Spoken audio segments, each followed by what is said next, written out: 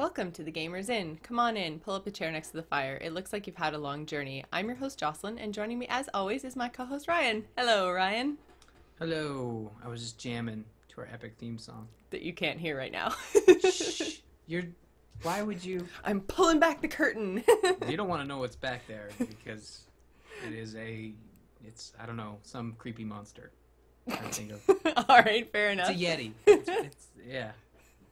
Also joining us this week, he is the co-host on Zombies Ate My Podcast, a writer for us here at the Gamers Inn and over at Games Are Evil. He is Busy Zombie Lord in the chat room and on Twitter. It's Lou Page! Yay! Hi, guys! Hi, Lou! You're back from PAX East. I survived, but not without being a little scratched. I've been in bed for a couple days. That sounds like my kind of week. Oh, God. With all those controllers, all those things, it's almost impossible to not come back with something. It's true. The PAX flu. It's all the It's rage. awful. I have heard that it's actually a thing. But is. just the way you described it, man, ugh, gross. Oh, man. So, how has everyone else's week been? Any quick mention of games you've been playing as a preview for next week? Because this week, all we are talking about is the awesome that was PAX. So, Ryan, anything that you want to tease for next week? I'm going to tease Luigi's Mansion on 3DS because that is what I've been playing. Nice. I've been playing pretty much exclusively StarCraft 2 and BioShock. Oh, yeah, that little game came out. Yeah, Now it's playing that. I'm pretty sure everyone is playing that. My Xbox list has had like one person online for the last like 6 months, and then BioShock came out, and now like everyone's online. Yeah, Steam's pretty jam-packed with infinite players. Yeah, so. which I was surprised because I really thought in the end I ended up opting for the Xbox 360 version instead of the PC version because I just spend so much time in front of my computer lately, especially with all the Blizzard titles I'm playing. So I was kind of like, you know what, I just want to sit back and chill on the couch, the graphics will be okay. Graphics is never a huge determining factor in me and my gaming. I really prefer like story and comfort and, so I'm just like, you know what, I'm just going to go with my gut and the order I put in November and just go with the Xbox 360 version. And, oh man, lounging on the couch, best thing ever. But I was surprised how many other people opted for, the Infinite on the however many years old system it is instead of going with PC. But you say they're just playing all the things everywhere. Yeah, the PC version is really well done, and it's just a popular game that a lot of people are playing on all platforms. And I'm not really sure, I haven't seen comparisons between the two versions, but I'm not going to let it slide, Jocelyn. You do care about graphics, and I cite Legend of Zelda Skyward Sword. That's true. But see, the thing is, Don't blame no the one motion else controls. is as bad as Zelda. No one else is as bad as Nintendo. You draw the line at SD graphics. You'll play any HD game as long as there isn't Jaggies all over the place. Exactly. Yeah, no to Jaggies. I will say my Steam account, I've been playing a bunch of indie stuff that I got while I was at PAX. And every time I play something, someone pops up in the bottom screen, Infinite. And then it'll go away, and then another thing it'll pop up and go, Infinite. Infinite. And I'm like, okay, I get it. Everybody's playing a game that I'm not playing yet. I get it. A message pops up saying, Lou, why the hell aren't you playing Infinite? I've actually had people message me on Twitter and been like, hey, aren't you playing Infinite? No. Aw. Poor Lou. No, I just added like 30 new indie games to my collection, so I'm busy. You're a busy zombie lord? Yes. Sorry, that was silver platter. So we are going to do our quick Doghouse plug and go right into our PAX East news. So Ryan and I really appreciate your continued support of our show, along with the support of our sponsor, Doghouse Systems. Use the code TheGamersIn to double your RAM when you purchase a new gaming rig. 4 becomes 8, 8 becomes 16. 16 doesn't become 32 though. That would be crazy sauce. Head on over to doghousesystems.com and get your order on. So Lou, I am super excited about this first title that we have on the list here. It is the new Wildstar MMO from the makers of Guild Wars 2, I believe? I believe it is Guild Wars 2. It's done by Carbine, I think it is? Yes, Carbine, yeah. Yeah. Which I totally had to look up before I sent you the message. I had no idea what this was until I actually saw it on the show floor. You said to check it out on Twitter. You asked me to check it out. And they had one of the biggest booths at PAX. So I was like, oh, This game. It's Okay. actually, they have been going insane with promotion of this game between little like 2 to 3 minute videos of like meeting all the different races, and there's all this animated stuff. They've been releasing gameplay footage. They've just been going crazy over the top with promo for this game. Joel is all over it. He is so excited. So I've been watching all of the stuff with him as because he does the whole finds it on the iPad and throws it up on the TV thing. So it's kind of hard Yep. to escape, but I he's mean, super excited about it. I'll be honest, it looks really cool, and there was a ton of lines to play it.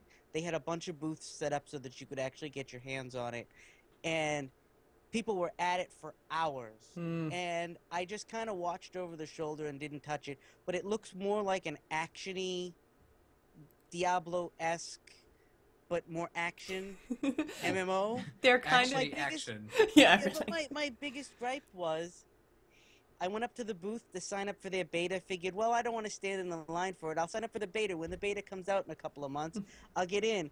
And a bunch of the guys at the thing were like, "So, is this gonna be like Guild Wars and free to play?" And the girl no, went, don't say it, Lou. Don't say it. and the girl went, I didn't say that. And he went, "So does that mean it's gonna be pay to play?" And she went, it's not official yet, but I wouldn't expect it to be free.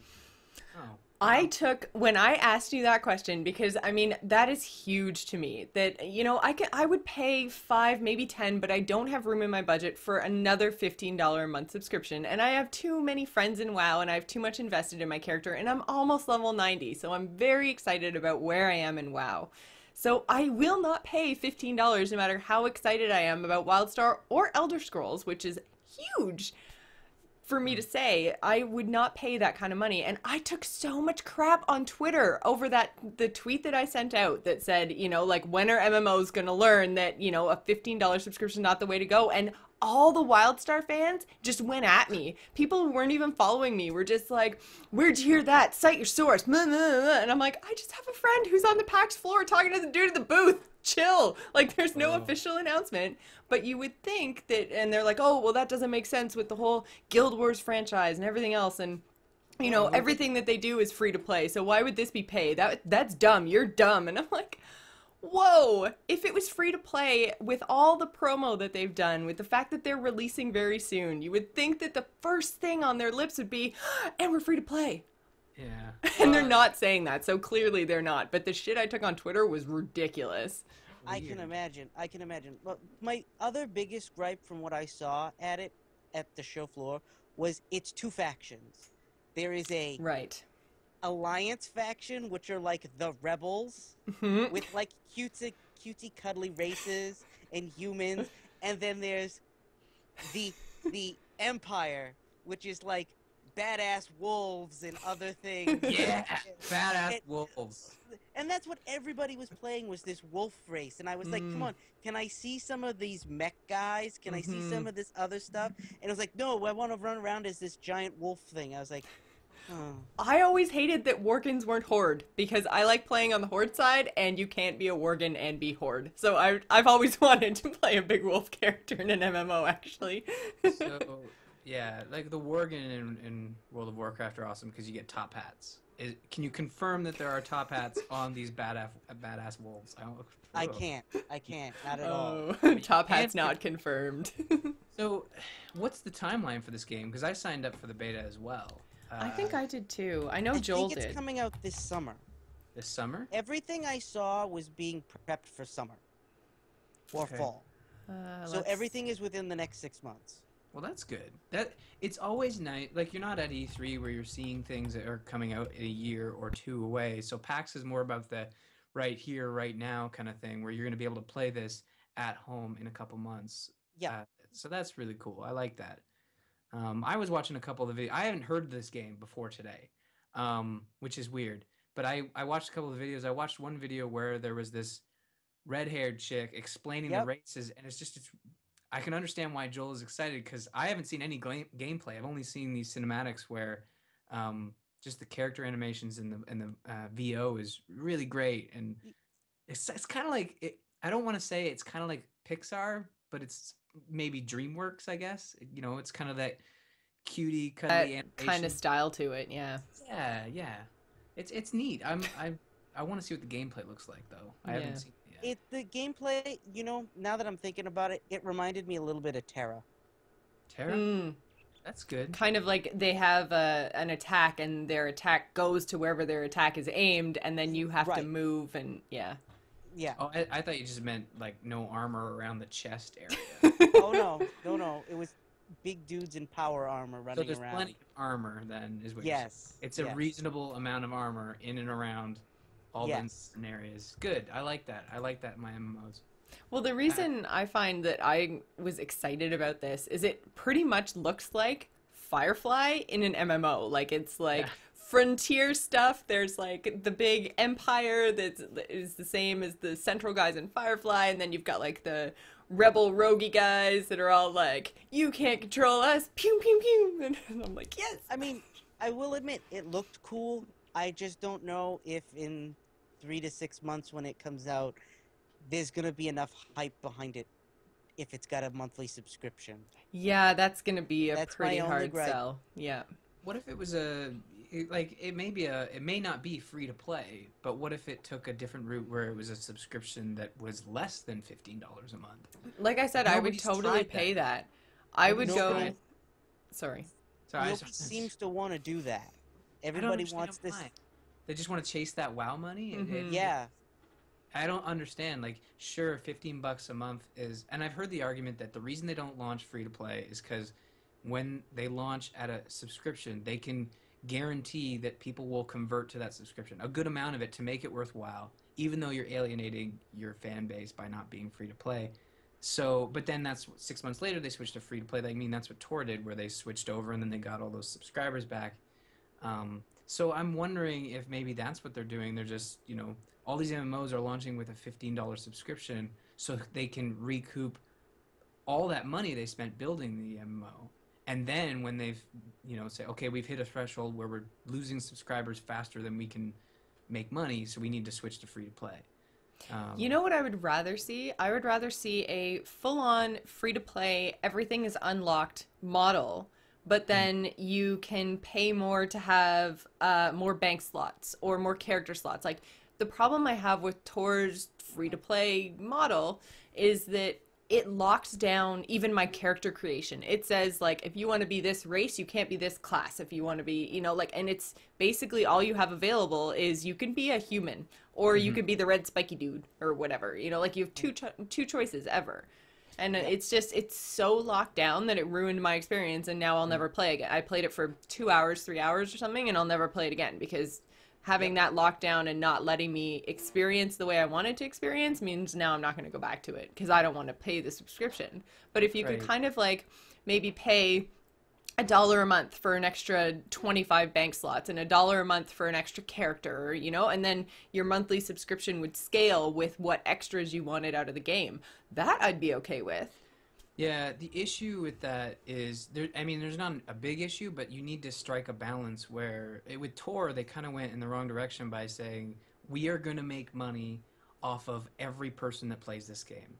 They're going after everybody, so they go after the hardcores who want more bank slots. They go after the people who just want to try all the races by getting them to pay money. So if you just limit it to extra bank slots and extra guild slots and extra character slots, you're totally ignoring all those casual MMO players and letting them play for free and get away without adding a cent. And you're only focusing on that hardcore, which is, like, I think WoW, Blizzard has come out saying, like, their hardcore raiders they make up a small percentage of the people who actually play. Now, there are a lot of raiders in WoW, and it's not really fair to use those numbers because it's a huge base, but WoW is always really hard to compare anything to because it's been around so long, because like Blizzard is such a juggernaut and they've got so much lore, and they have so much material to pull from and such a huge fan base that it's really, really hard. Like, people will spend money in WoW that they would never spend in any other game. Right. Yeah, $25 mounts that go to charity. I mean, that right there pretty much says it all. I haven't seen another company do that. Shall we talk about another MMO? Yes, we should. Yeah. Because Let's we've talk got- about another subscription MMO, please. So, the other big push at PAX, and I mean big, is big fake swords push kind of thing. like they had things everywhere. Was Elder Scrolls Online. I'm so psyched for this because, like, well, I think we've talked about before on the podcast. Like, have been an Elder Scrolls fan since the early 2000s. Like, I've played all the titles, and I love that universe and those stories. And Skyrim, the biggest thing that everyone complained about Skyrim is it was great, but wouldn't it be cool if your friends were in your Skyrim world? So they've made an MMO. So A PvP MMO, which I think is a huge change from what most of these things do, is you have levels 1 to 10 where you're pretty much safe, and after that, it's free for all. So that's really cool. I find that I'm pretty excited about that, but I didn't get hands-on with it, but my wife did. So the feedback I got from her is, when you start playing the game, the first thing she noticed was there was no interface on the screen. There wasn't wow. any like things on the screen. It was just character, mouse cursor, and your guy. And you wandered around. And then when things would happen, like combat would start, something would show up on the screen. It was very minimalist. nice. Huh. That's actually really nice because I know in WoW, Joel and I have started exploring around the Crystal Forest below Dalaran, and it's really, really, really pretty. But your UI is everywhere all the time. And so, but then your only other option is to turn it completely off. So then if you forget something or need something, then it's like, oh man, what was that again? You have to turn it back on again. So that's a really good idea. I have a correction from the other room. There were a couple of buttons at the bottom for like your special abilities, but that was like the minimalist of the screen. Yeah. It was almost You're just wrong. your... Sorry, I just couldn't resist. That's all right. But that had the longest line at PAX. As soon as the doors opened, it was a 3 to 4 hour wait just to get your hands on it. So that doesn't sound like a long sort of convention line. I mean, or well, it is. Like, didn't you say last year like people would wait all day for a game? No, the longest line I've seen besides Elder Scrolls was when what's it called? Knights of the Old Republic was there a couple years ago, and they were an all-day line. You got in that line, and you were going to get there before the convention show floor closed. Holy crap. See, that just feels so excessive to me. I mean, you're basically spending your X number of dollars to get your ticket to PAX, and you're wasting an entire day standing in line to see one thing when you could go around and take a look at everything else that everybody else has to offer. Their big pushing point, too, because they had videos everywhere. I saw at least a dozen videos on the game, is there are 3 factions fighting for control over Tamriel. And it looks like one faction is the elves, one faction is the Nords from Skyrim, and the other faction is the other side, is the orcs. And they're all battling for control, and it's like a 3-way battle. Yeah. So I think the idea is each faction will have a starting third of the map. And so you have your 1 to 10 starting zone, and you're fine, and then you kind of work your way in towards the middle, and the middle is what they call it, the Ruby Throne or something. Yep. And then, so I think the idea is as you progress, you are trying to control more territories, and those will be all the leveling zones. And then the end game players are battling for the throne, I think is kind of how I got it. You know, like because all the high level people will be going for the middle of the map, right? Yeah. So, but I think they've done a pretty good idea.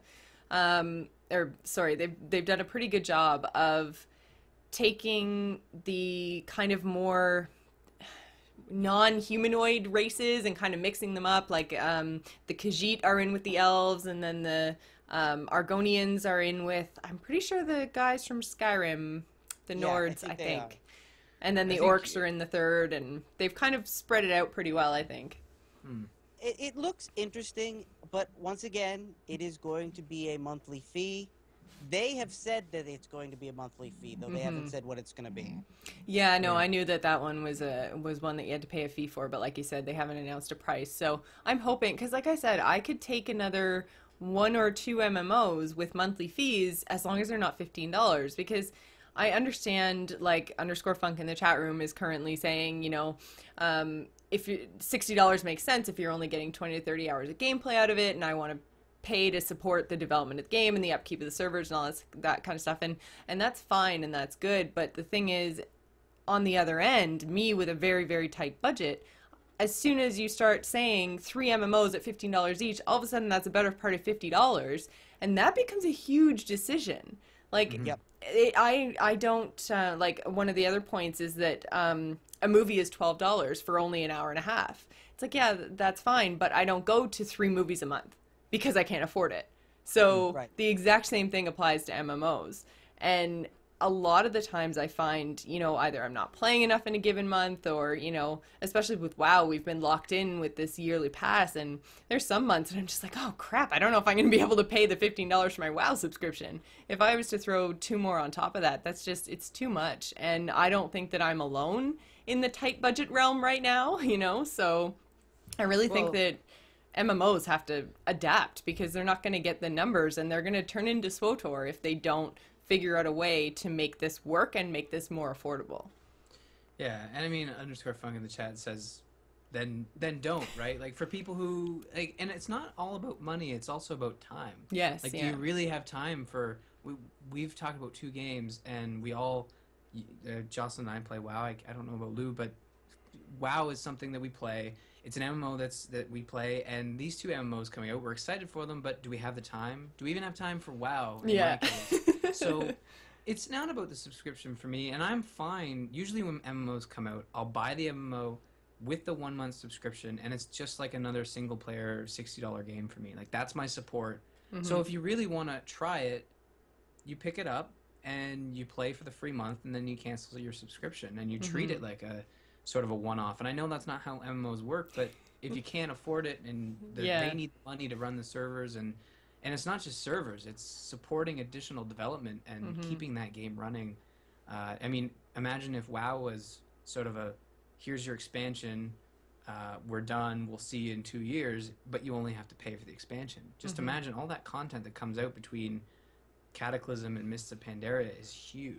Oh yeah, definitely. And they need that money to support the developers, right? So yeah, no. I'll be honest, when they announced Elder Scrolls, I'm a huge Elder Scrolls fan, but even when they announced they were making an MMO, I kind of went, another. I don't really care. Give me another Skyrim, and I'll be fine. And after all the hype I saw at PAX, I'm kind of like, well, I'll play the beta and see if I want to buy it. Yeah. You know what I mean? So, and I don't know if I'm going to get into the beta. They sent out a batch already this week. Yeah, the 26th was the first batch, but they say that if you didn't get an invite this time, then not to worry, because there's going to be plenty more beta opportunities, and, you know, more people will be selected. And I mean, in the end, a couple weeks before launch, they always do a stress test beta where pretty much everyone who signs up gets in, right? So yeah, we'll get in, and I don't know if I'm excited about this either. It's just, I don't have time for another MMO, and I don't want to, you know, Tor, fool me once, you know, I cannot get into another MMO, and then Mr. Pandaria, fool me twice, you know, I just don't have the time or effort to do an MMO at this point. yeah, fair enough. So, how do you guys like Capcom? Hate it. Let's move on. I love them now, because this song has been stuck in my head for a week. We shall not sing the song that we are talking about. That has to be the ingredients right now. Woo! Too late, Ryan. It's stuck in your head forever. You know what? At least it'll replace those stupid goat videos that have been in my head for like a week. I don't even know what you're talking about. Oh, You don't want to.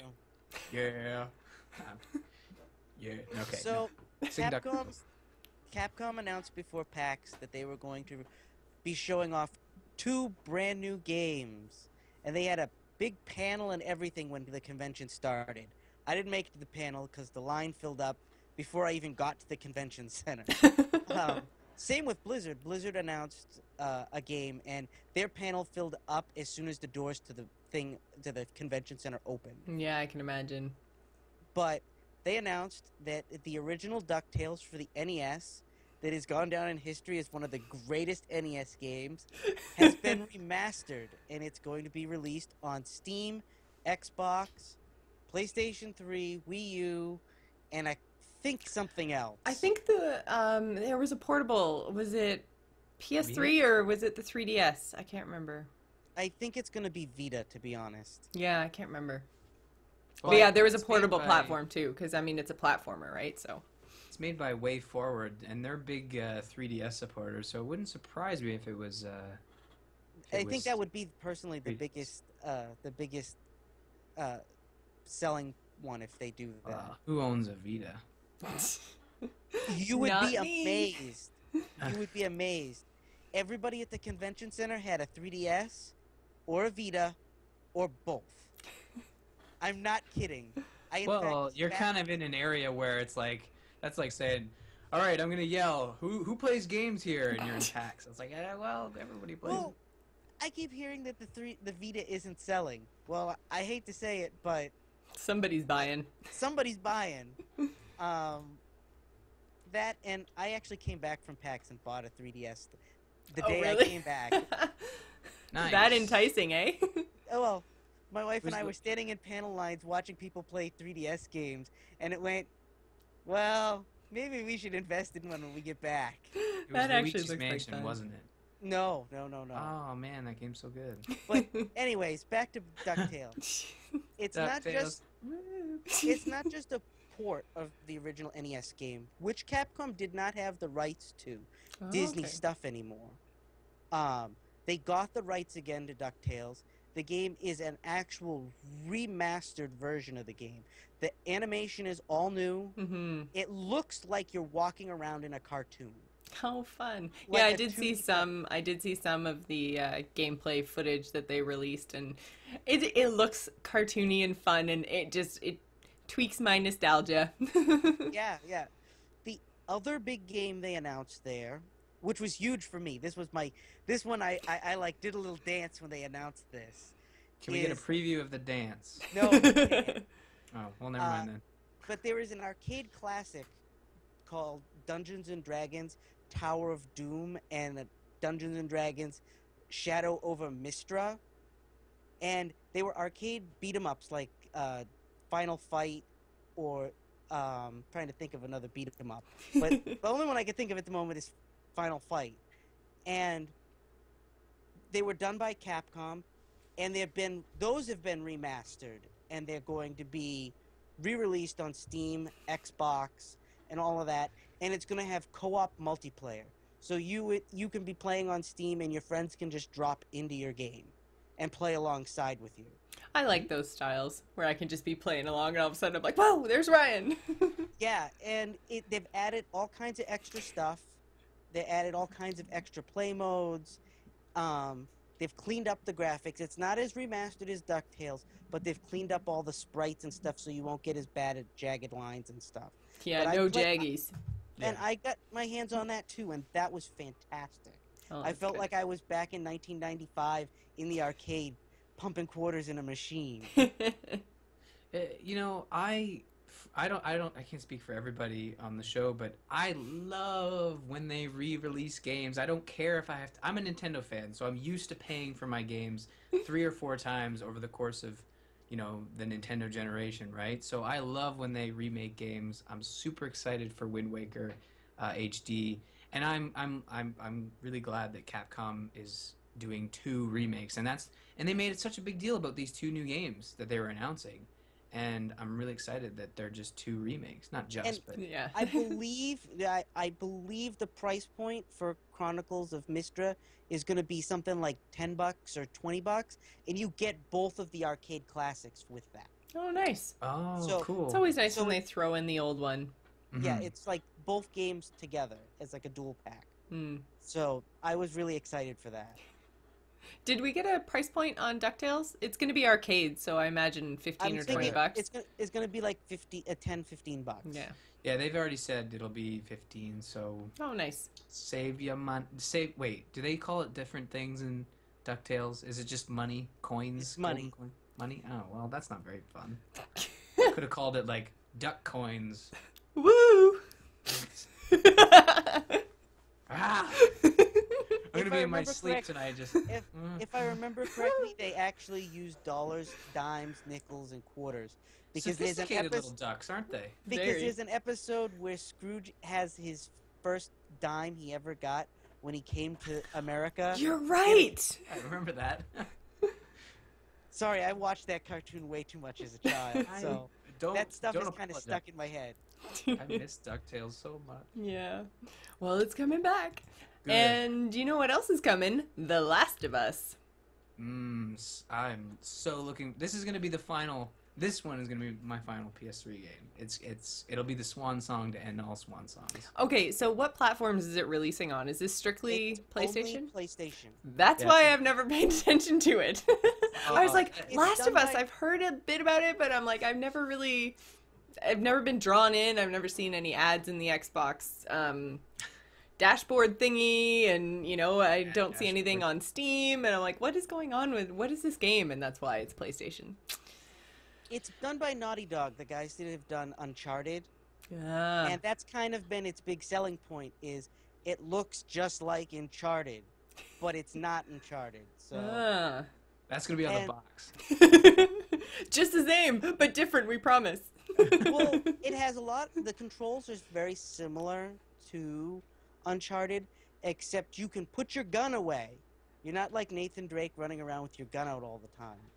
I always, even when I have the option of putting my weapon away in whatever game I'm playing, I still always run around like this with my sword, or, I'm like, with my gun. Exactly, Ryan gets it. Mm-hmm. But since you haven't seen any of the preview coverage, let me just say the demo I got my hands on with this, I got a 30-minute hands-on demo. It was an entire stage of the game. Oh, wow. And I had to stand in line for 3 hours. So was it worth the wait? Yes. Oh, really? I've been interested in the game and all their E3 footage and the stuff they showed at one of the last Sony conferences. I've been really interested in this, but the hands-on demo sold me. I'm buying it day one probably. So was it like the 30 minutes, I was going to say 30 seconds that you played, the 30 minutes that you played, was it like right at the beginning? Was it in the middle? Did you get a good feel for the combat? Or It's in the middle. And until this point, if you don't know, it's a zombie game. Oh, there you Say go. that. But the gist is a fungus has spread across the globe, and instead of a virus causing the zombie outbreak, it's a fungus. And the fungus is actually the storyline is based on a real fungus that takes over ants' brains and forces ants to do things. I've heard of that crazy zombie fungus. Yes. Well, this is supposed to be like a strand of that fungus that has affected the human race. And so the world is like falling apart. And buildings are dilapidated, and it's like civilization has been gone for, it looks like, a couple of years. I think I remember the trailer or gameplay footage or something from the last E3, right? Yes. Yeah. It was a big title from the... Okay, yeah, so I do remember what this is. That's why I've heard it before, so... So the E3 demo showed them trying to run away from other survivors. This showed you going into a building that you needed to get from one end of the building to the other. The object of the demo is there's 3 survivors. There is, I believe his name is Joel. Yeah, the main character is The main character is Joel. And then there is a little girl that's like a teenager that he's trying to protect. And then there is an older woman, which until now hasn't been seen until this demo. And the 3 of them are looking for what might be the last of the government in the Capitol building of D.C. And so the object is you're trying to find the Capitol building, but the streets and the buildings are so dilapidated, you have to climb through another building to get to the Capitol building. Oh, cool. And as you get into the building, the zombies in this game are called clickers because they lose their vision when they get infected. Stop it, Ryan. You're creeping me out. But they lose their vision. So they make clicking noises, and when the clicking noise echoes back to them, because it found you, that's when they chase you. They use echolocation. I learned Yeah. that on the Magic School Bus. Yes.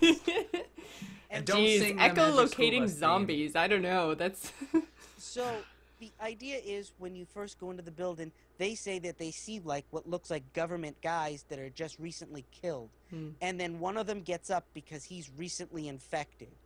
And he sprints right at you, and you have to basically beat him to death with a baseball bat.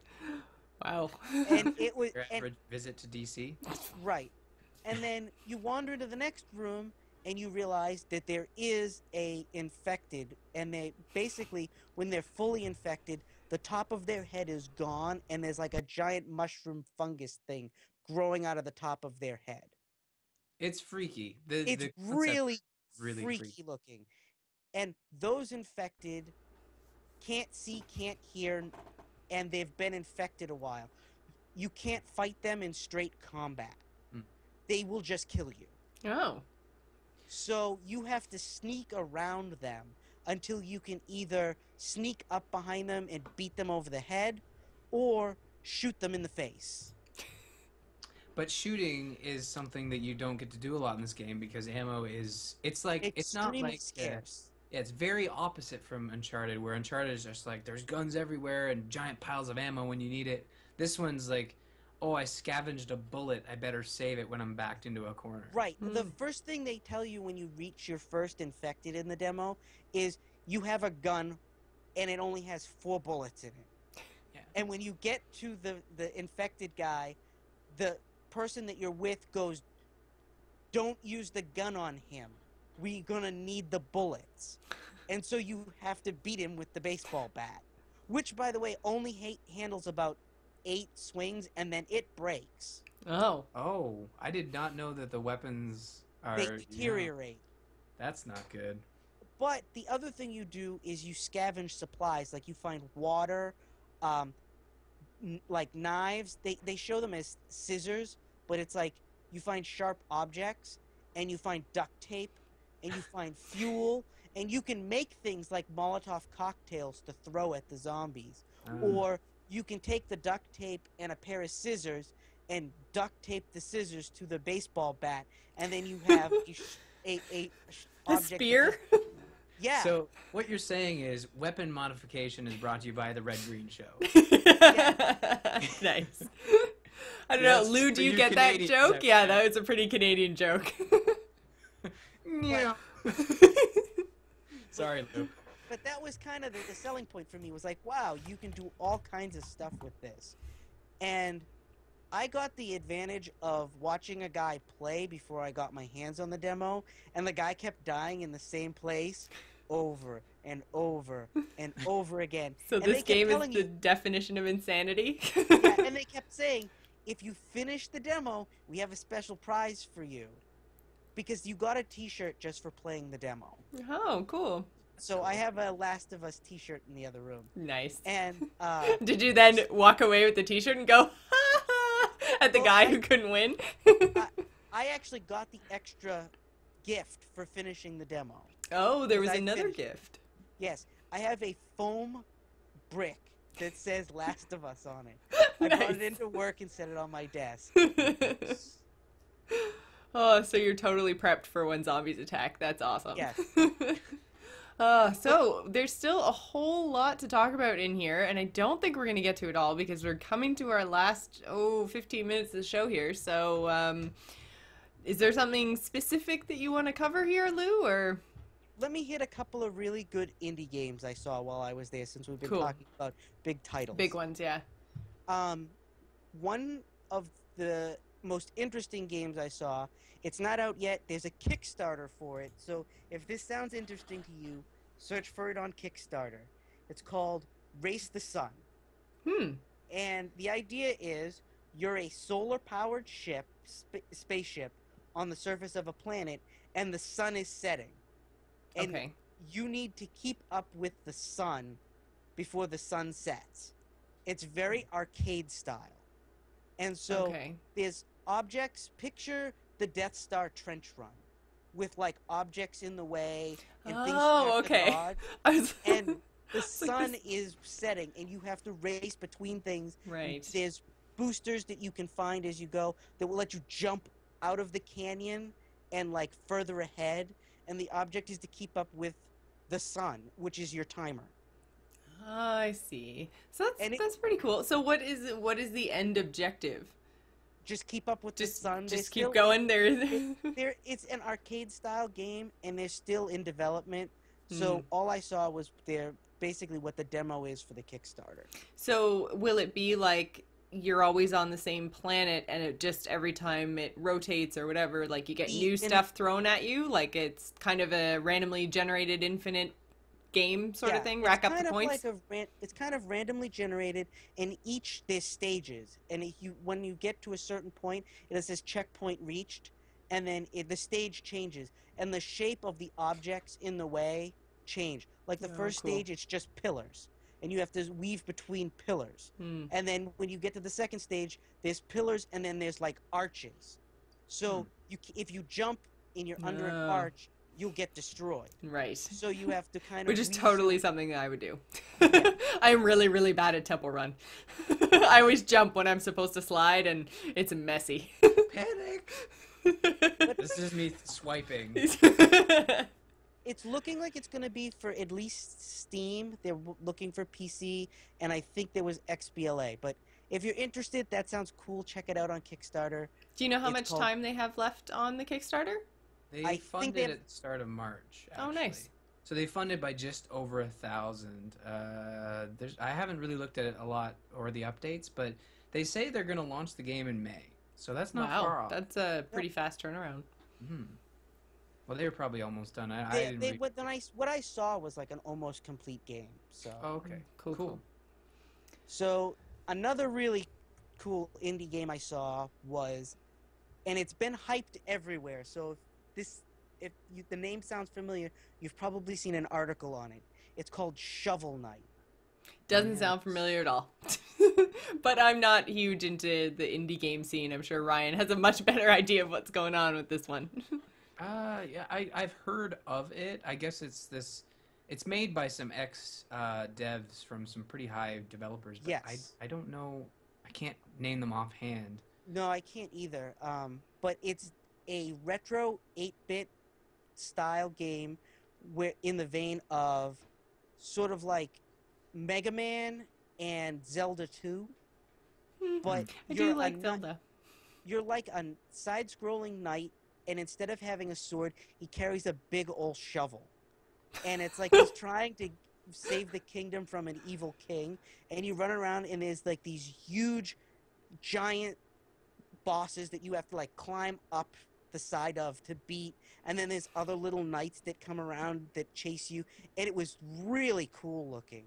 You don't see 8-bit stuff done this well very often. Yeah. Ooh, it's coming to 3DS and Wii U. Yes. Oh, wow. That's kind of neat. That's cool. But only that and PC, so seems like an odd... That's an odd mix. I'm a Nintendo fan and all, but I also... They never have anything. I also care about developers surviving. I question not having it on XBLA and... Well, I don't know. It may come to once I don't know, Hopefully some kind of agreement lapses, or maybe they get some more money and then they can develop it for the other platforms. But I can't imagine it's going to stay on PC and Nintendo. Sorry, they're Nintendo. Only halfway. They're only halfway to the end. And they've already funded. No, they're funded. They have 76,000 of 75,000, and they've got 14 days left. But they do have all their sort of Kickstarter stretch goals listed. And there's no mention of additional platforms except for Linux and Mac. Wait, which one are we talking about now? This is still Shovel Knight. Oh, so Shovel Knight has a Kickstarter as well?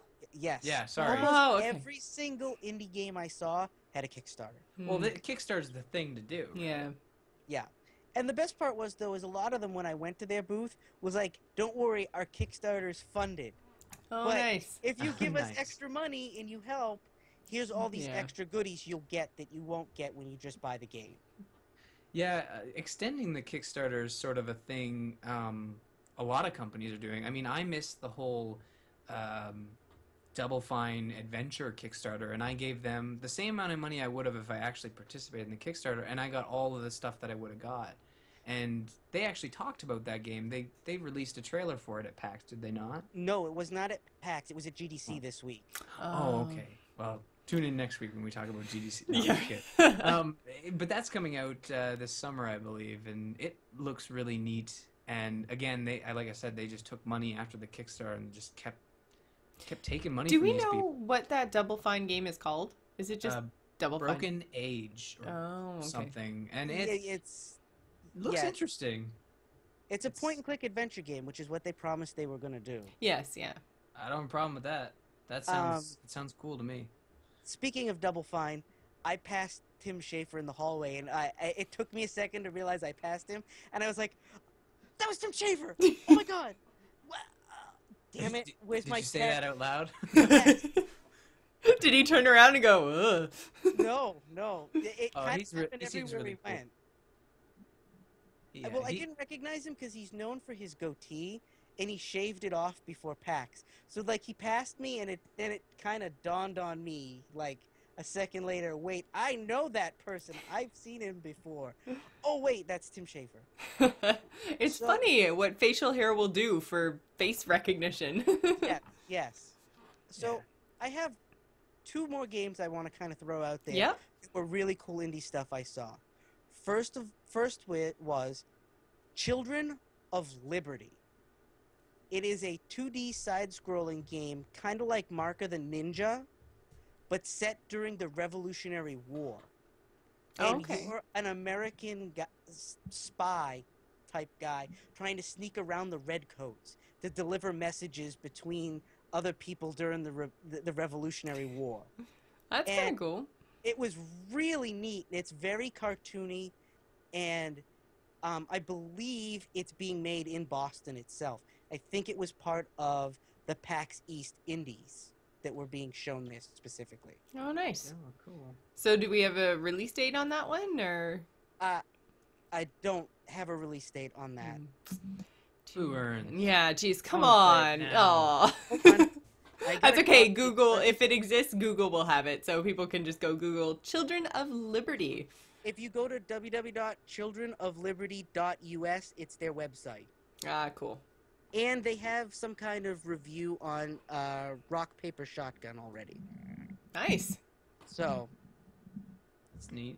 and then Did you the actually play it, or did you just yes. see it? Oh, you Yes, did play and it was very much like,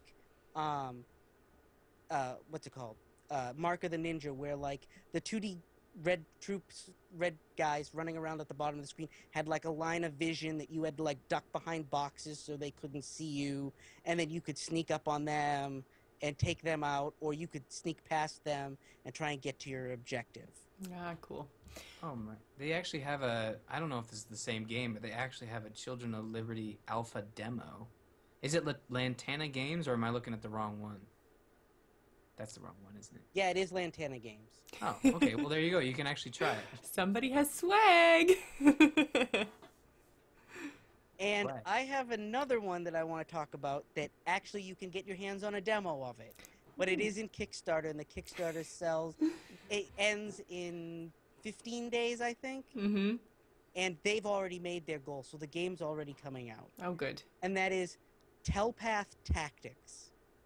So, if you've ever played a Fire Emblem game, That's all Ryan's been playing lately. Yeah. so this is basically a guy who was a really big fan of Fire Emblem and said, nah, let's put something like that on the computer.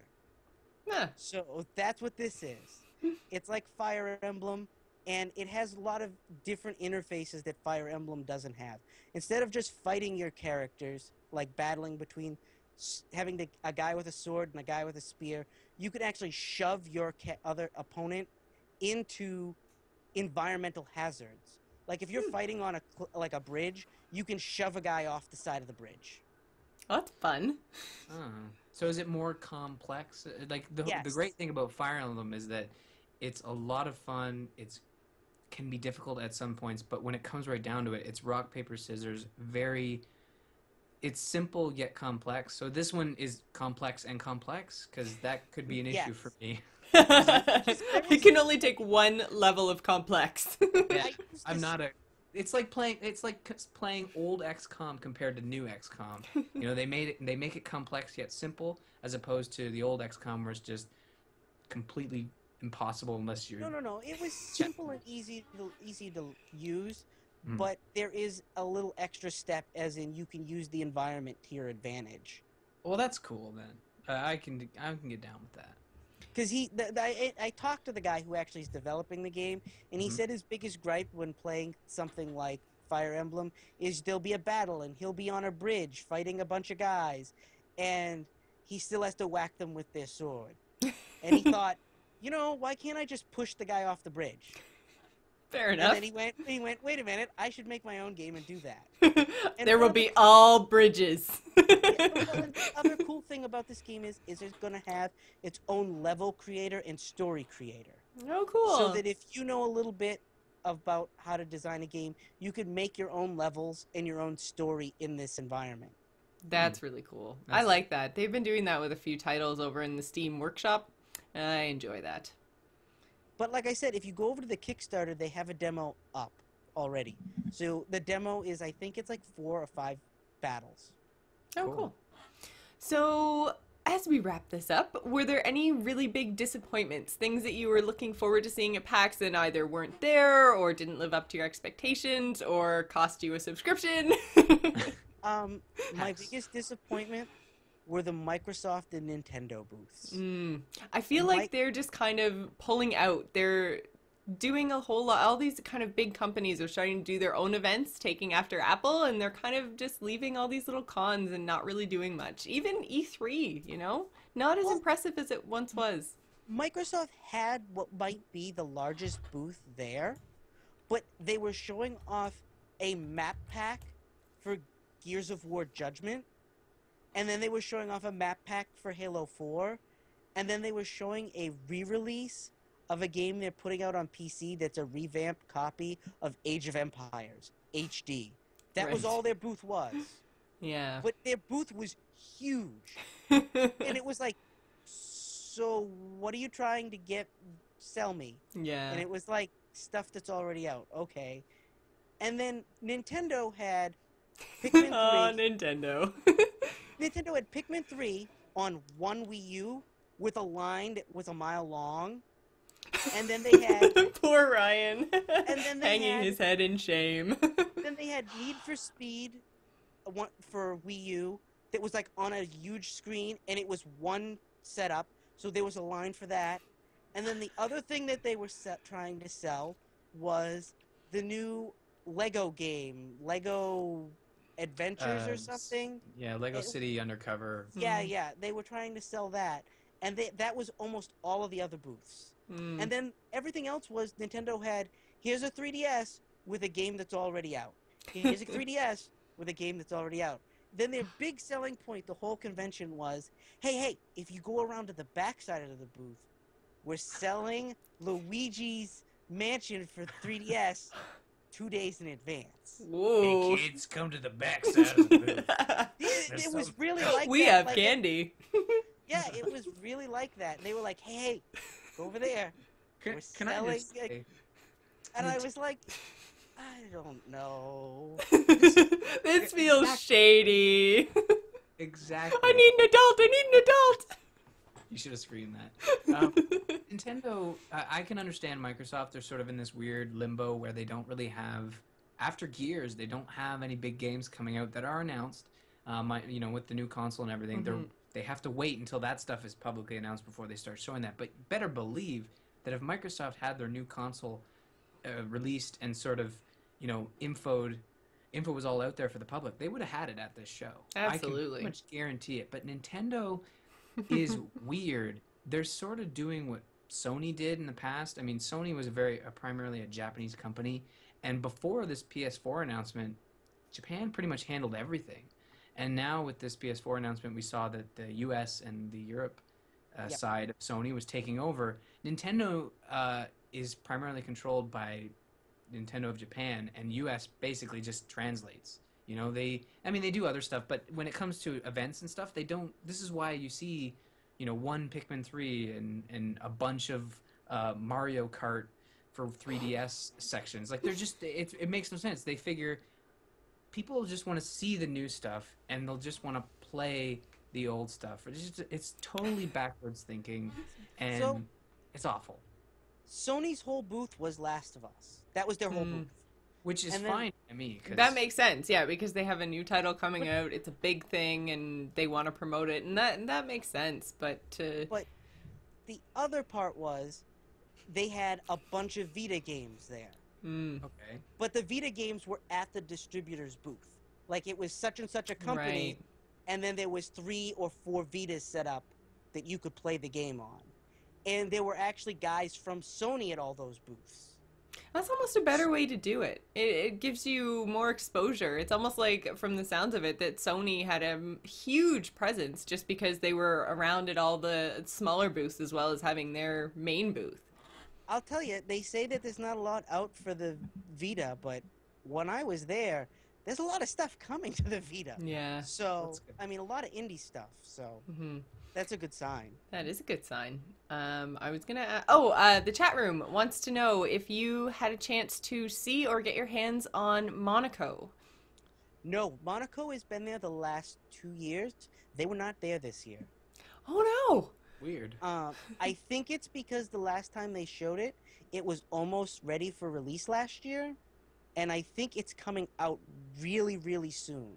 I think so. I don't know if the chat room knows what the release date on that is, but I feel like it is soon because I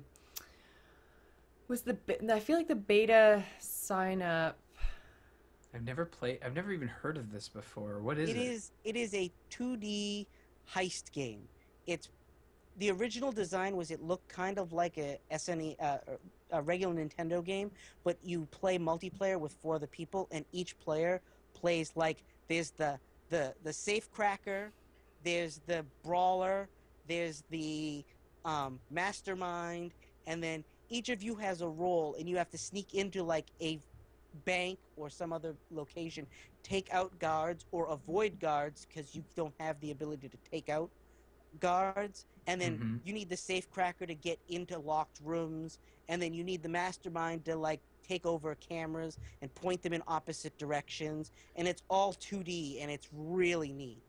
You know, I bet they're waiting for an XBLA slot, which is why they're taking so long. They've already been approved for XBLA for like the last 2 years. Oh, jeez. And well, then Steam. what the hell's the holdup, guys? Come on. Trying to make Supposedly there's excuses been for it. bugs that they've been trying to iron out for the past year. Hmm. But when I didn't see it there this year, I assumed it was because it's coming out really soon. Yeah, the last thing that is on their website under news says pre-orders start Wednesday, December 12th. And it's sending me to Facebook. Facebook. But it doesn't actually give me a release date, so Yeah, there's just a Not bunch sure. of pre-order forms on their Yeah. website. yeah. I have one last thing I want to say Yep. before anything, and that is I know League of Legends is huge, But Careful what you People say, frighten- Lou. Sorry, Because- say it again. those people frighten me Ah, because League of Legends had probably what was almost rivaled the Microsoft booth in size, and there were people that literally stood at the League of Legends booth from the moment the convention floor opened till they closed the convention floor. wow. Like they didn't do anything else. I Because see League of again, Legends- I feel like that's a bit of a waste of a convention to just go to do one thing, whether that's line up for the Blizzard announcement or play League of Legends or whatever. Like I guess if you're passionate and you're there for that one thing and that's the only reason you're going, okay, but I don't know, it seems like there's so much to see at a convention like PAX that why would you just do one thing? well, even worse, League of Legends is out. Well, yeah, there's that too. I was kind of reason leaving everybody that for everyone to infer, but thank you. No, I want to call these people out, Jocelyn. Well, the reason they all lined up there was they just gave stuff away from the moment the convention opened to the moment the convention closed. Mm. It was like they're stinking rich. yeah, they were like They just here, want we're gonna swag." grab 5 random people from the audience and put them on the thing, and now they're gonna battle. And then That's it was kind of like, cool though. When and you it was like winner gets this, and they gave them like these huge things. And it was like, okay, now we're just going to throw cards out at the audience. Here's free stuff. Here you go. Check And out it your was like, seats. There's a brand new car. it was like that. And I was like, okay, that's neat, but I don't play League of Legends. Yeah. Couldn't they have put this not on the expo floor and given them, like, their own room somewhere? They do that for BioWare. Come on, let's go stick them someplace else. Aw, poor League of Legends. Send your emails to Lou at BusyZombieLord.com. Don't go there. Send your I don't know what's there. Don't go there. Okay, I understand. Oh, man. We can take the heat. We can take the heat. So one more quick thing that you've got here in the notes is a really cool gaming t-shirt place. What is this? What is this, Lou? Explain yourself. So, I like to buy lots of gaming t-shirts and stuff. And when I was at PAX this year, I found a new t-shirt place that's based in Boston that was really cool. They're called Sanshee. Sanshee.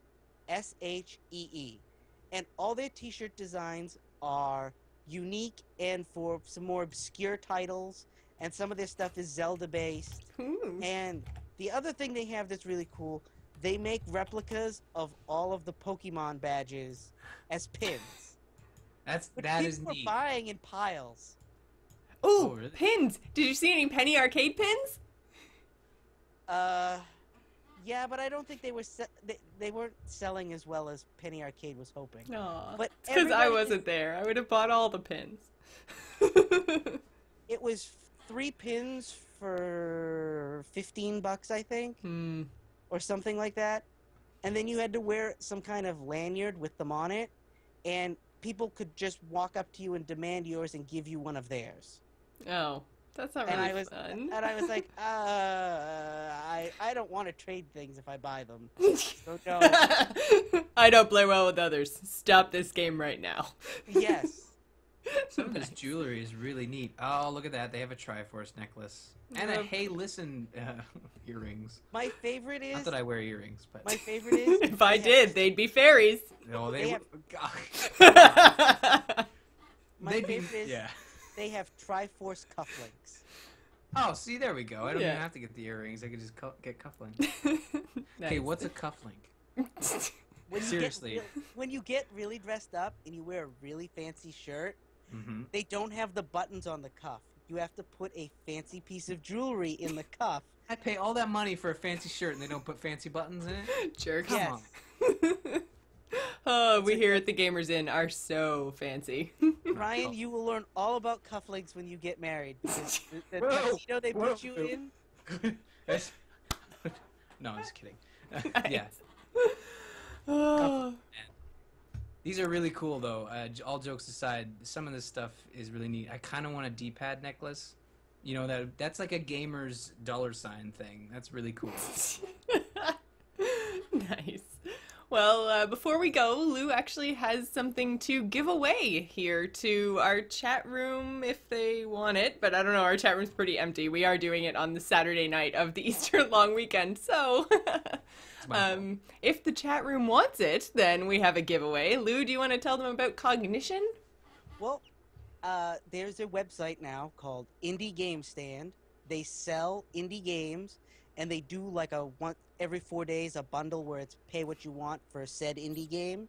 They gave me I got a bunch of download codes for their website. So I have 2 download codes for a game called Cognition.